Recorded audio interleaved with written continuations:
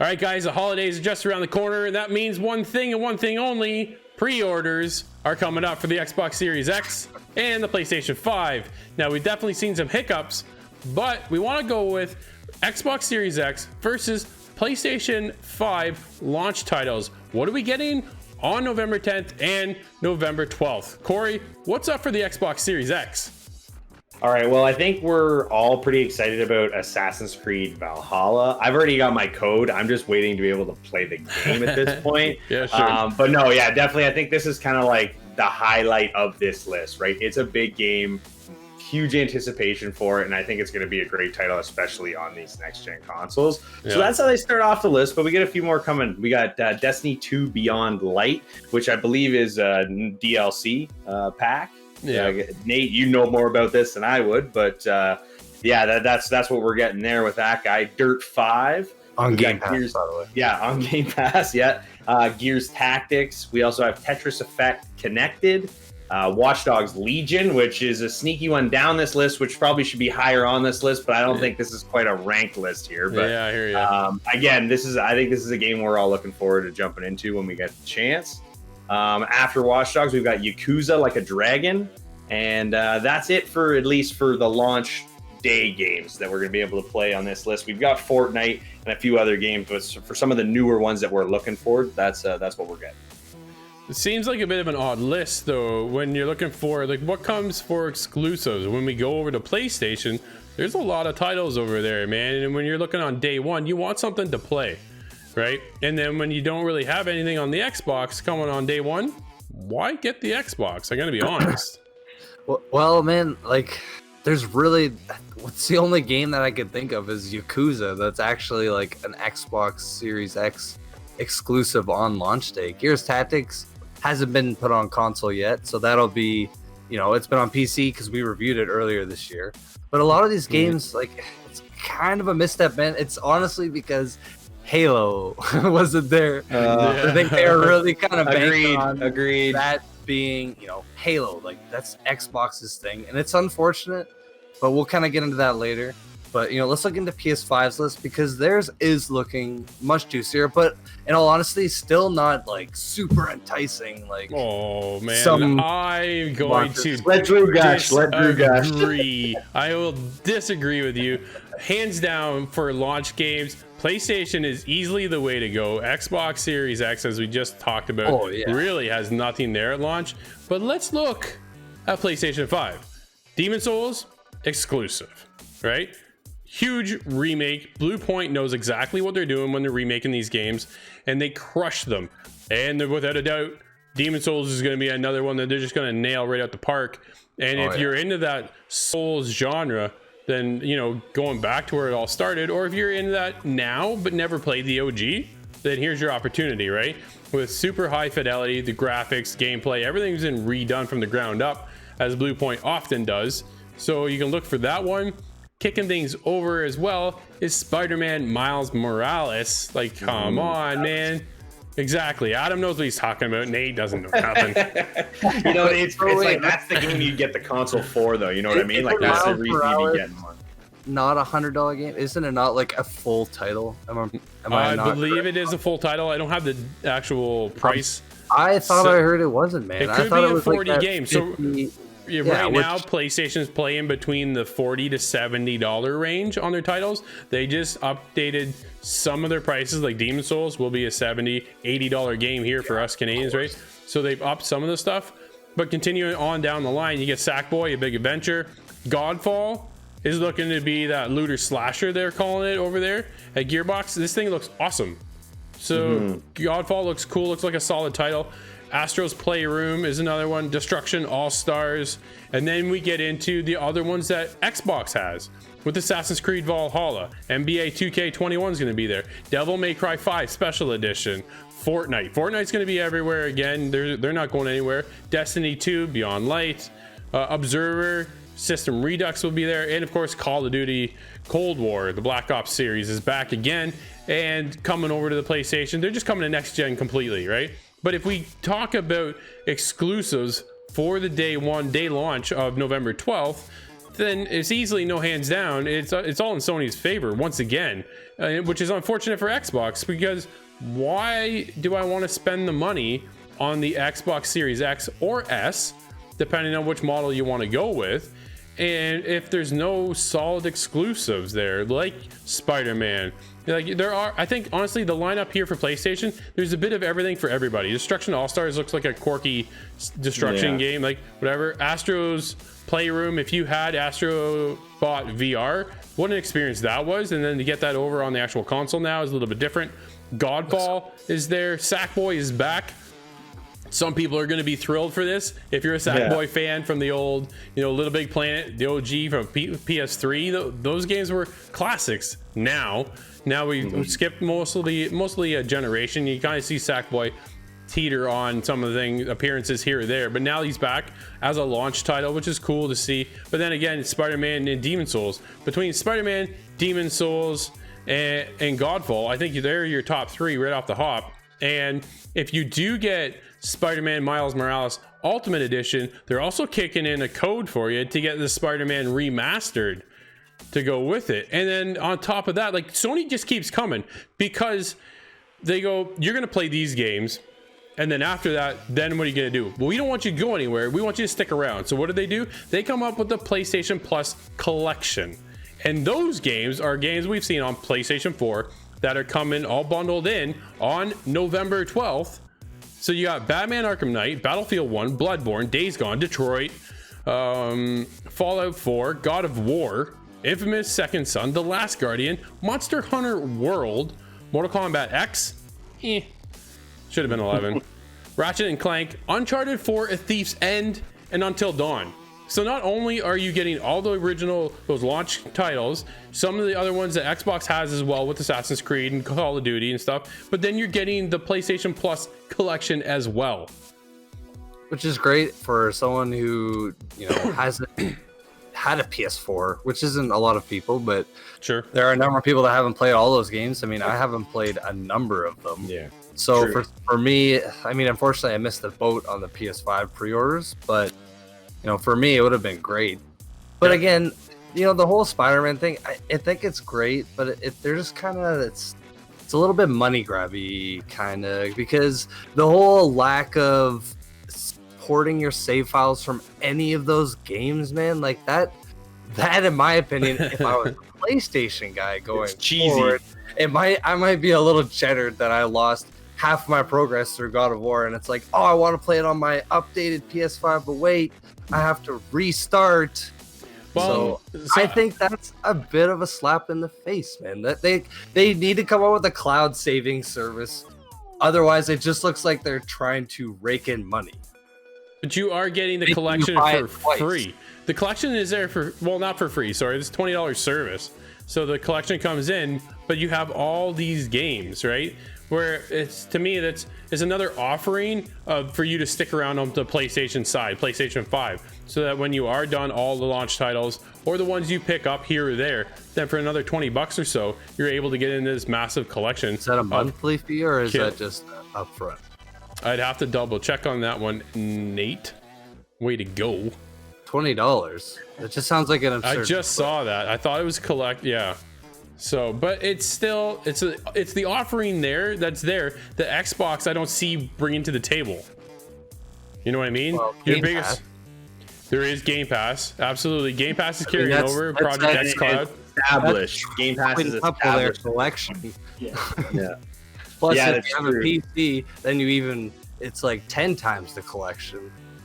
For $20 a month. I hope it's not $20 a month. We need to look into this. I'm looking into it right now. You guys keep talking about the Xbox. Well, I was gonna say, while we're talking about money, I think we should get into. We haven't had a discussion about the prices of these consoles since the release of the price. We've talked about the games now a little bit. Drew's doing a little bit of research here. Yeah, I'm thinking, again, these titles are going to really drive what people want to buy as far as what console they're going to get first. And PlayStation, I think, and what we just talked about, has a bit of an edge for people that like both consoles, I think. But we're primarily Xbox players. Like, Nate and I both have PlayStation 4s, but how often are we firing those things up over our Xboxes, right? That's we fair. lean one way more than the other. But when we look at the prices of these consoles, we've got the PS5 coming in at $629 Canadian for the version with the disc drive. Yeah, and then we do go down to, I believe, is $499 for the discless version for PS5. Which, as far as specs for both consoles, I believe the only difference is the addition of the disc drive. Exactly. There is no difference except for that drive. So for me, I'm leaving the drive out. I'm going discless. I know that. Done, right? Now, getting back to the PlayStation Plus collection, it is added benefit to the existing PlayStation 4 benefits that the PlayStation Plus members receive for a single subscription price. There is no extra cost. Oh, so it's just your Plus price. It's just your Plus membership. Exactly. Yeah. So it's Game Pass Ultimate It kind of for is, PlayStation. right? Yeah, you know, like same idea, right? Yeah. Like, yeah, you're getting a kind of a game library encompassed with your kind of online extra bonuses you're already collecting, right, for their money, which is that's pretty good. It's a great lineup there. It's a smart move, right? So, sorry, go ahead. Nate. Sorry, no, go ahead. Well, no, you go ahead. Okay, no, I was just gonna say, were you sticking with PlayStation? Because I was gonna change the topic a little bit. Oh, go for it. No, I was just gonna say, so we got the PlayStation 5 at $629, and then the discless version, which I think we're all more favored on, because who doesn't want to save an extra, $130, $140? Exactly. Yeah. And well, moving to the Xbox side of things, we've got the Series X that's gonna be $600, and then the Series S for $379.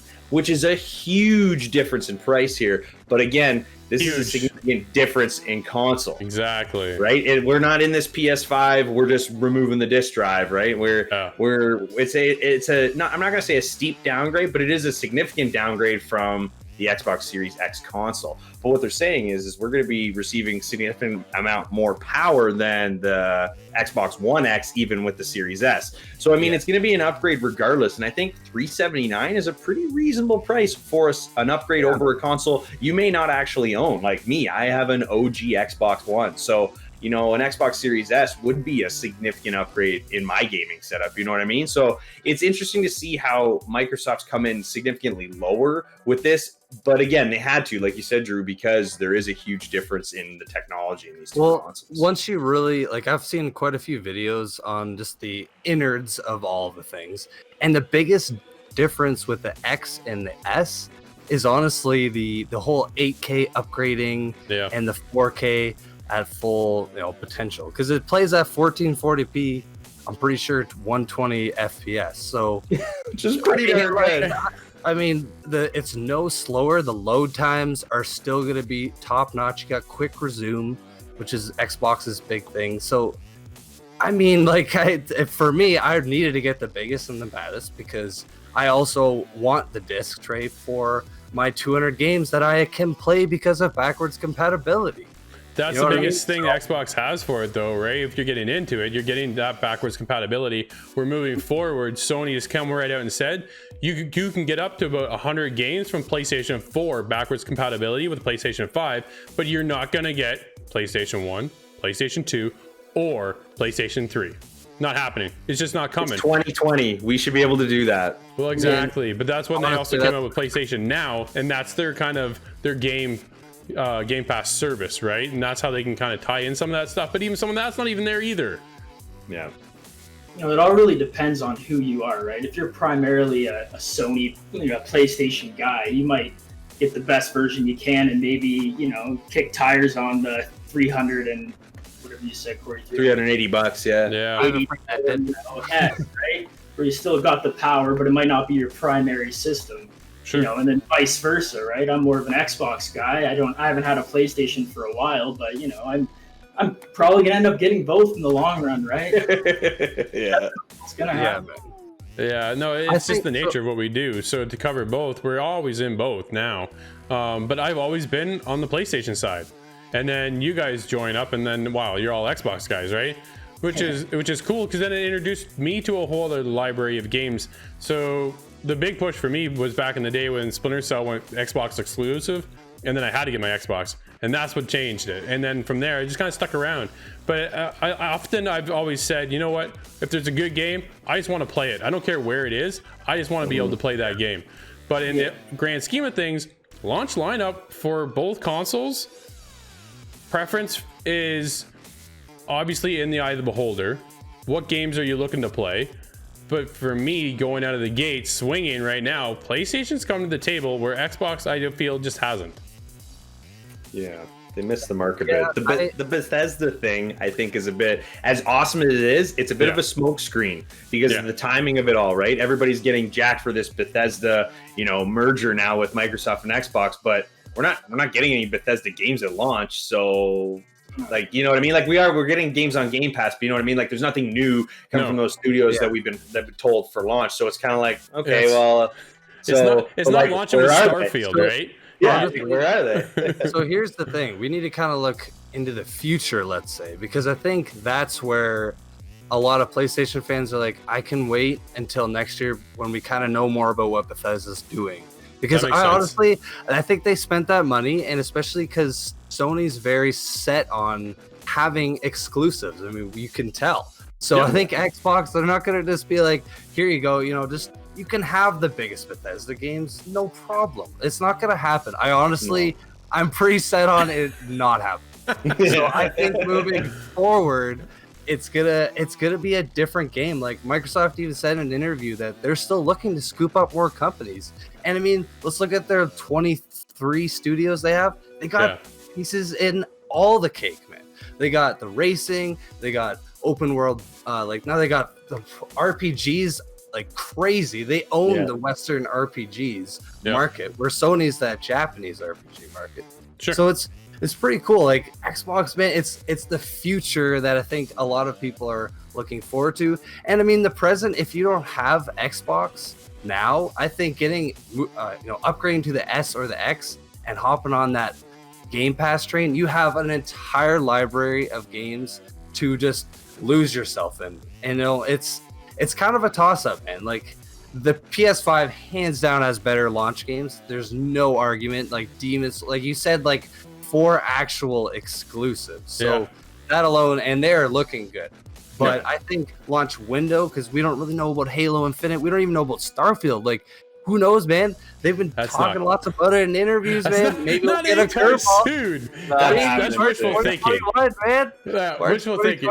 Yeah, we'll be a year or two out from getting anything, I think, out of Bethesda when it comes to anything for Xbox.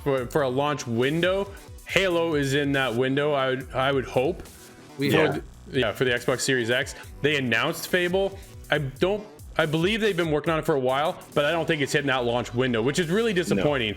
I think if they would have had Halo and Fable at the launch, that really would have helped solidify Xbox, right? That really would have had them coming out of the gate, swinging hard. And unfortunately, neither title's ready, and that's really disappointing. Because do you think COVID took a part, or do you think it's just because Xbox is it's just been this slow process of them really establishing who they are? You know what I mean? Honestly, Halo they delayed, so I think Microsoft's really they're patient. They're not, there's no crunch. There's none of this bull crap, man. They're like, you know what? Take your time and make what you think your fans are gonna want. Yeah. No, I agree, Nate. I think COVID had setbacks for everybody. We've seen the setback. Look, we're all from home right now. Everybody right now is working from home. So you imagine, a couple hundred people in a studio, all of a sudden now transition to home. That's going to delay stuff. It's going to delay the launch of the systems. It's going to delay the launch of the games. So that's how its ripple effects come down the line. And that could be one of the reasons why we've seen Halo pushed out maybe to a later portion of the launch window. Hopefully, but we need it this year. I think that's a big push. They have to have it this year for Xbox. For Christmas? No. I don't think you meant like this year within the next launch. Yeah, the launch window, like the next 6 months, right? Of the launch kind of thing. They made me feel like that's when it was going to be out too. Like they were delaying Halo because it was supposed to be a launch title, so they can't. I think they know they can't delay it too much longer. You know what I mean? Because those titles, like you said, like a Fable or a Halo, is a reason people buy the console so they can play the newest version of their favorite game. And PlayStation's got that, and Xbox is tripping a little bit. They're tripping up on this one, and it's kind of upsetting to see. Like I don't know. Again, but Microsoft and Xbox are leaning more towards sharing with everybody, working with everybody. exactly where Sony is Sony, and they've always been Sony, and they care about what they're doing and they do it well. Yep. But Microsoft and Xbox have always tried to be more of an open community in the sense that they know they sometimes play second fiddle to Sony and PS5. So they do things that maybe they're not doing, right? Like we said, we've got this xCloud service now, which is really awesome. I think we've all kind of jumped in and tested it out. Yeah. But again, it's one of those things where, they're in cahoots with Nintendo now too. I mean, we haven't got a ton of details on what they've been doing, but we know stuff's happening, right? So it's interesting to see them doing that. And I know they probably would want that to be more open source, obviously. I just don't feel like they lean towards the console wars side as much as everybody maybe necessarily thinks there is that. That's totally a made up freaking thing. I know, That's fanboys. No, I think Xbox is really leaning on the Ultimate Game Pass more than the actual Xbox itself, right? Which I think is within the Xbox family, PC, Xbox, and your smart device. Not necessarily Sony. They're not that. The console only. I think they without getting too much into it, I think they'll get some things from Microsoft, like the Minecraft dungeons and whatever else. But man, we'll have to see, boys. It's been a good discussion. Yeah, it's definitely been a great one. We'd love to hear your feedback. Hit us up at insidethegame.ca or just join our Discord. We're always live in there. Who's winning this war for PlayStation or the Xbox Series X when it comes to the launch titles?